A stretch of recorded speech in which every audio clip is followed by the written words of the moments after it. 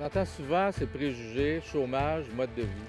On entend souvent d'ailleurs des économistes, l'Institut Fraser, d'autres, qui font l'étalage de leurs préjugés plutôt que de leur connaissance et de leur savoir en matière de chômage.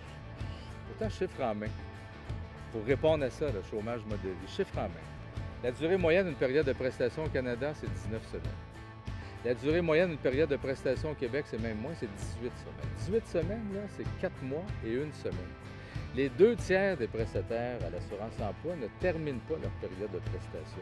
Il est faux de prétendre qu'il y a un mode de vie qui vient se rattacher à ces situations de chômage.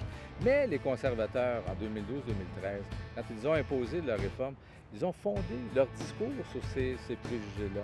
Chômage, mode de vie, les saisonniers, les fréquents, ça revient tout le temps sur le chômage. C'est le discours qui nous servait. Les travailleurs saisonniers, à 38 sont au Québec.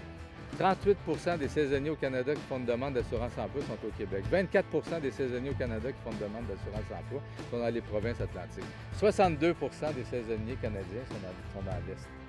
Eux, ils savaient quand ils ont imposé leur réforme. En imposant leur réforme, ils définissaient de nouvelles catégories de prestataires d'assurance-emploi visant nommément, encore une fois, à faire la vie dure à ceux qu'on appelle dorénavant les prestataires fréquents.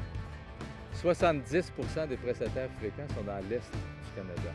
Beaucoup par le nombre au Québec et ensuite dans les provinces atlantiques. Ces gens-là savaient.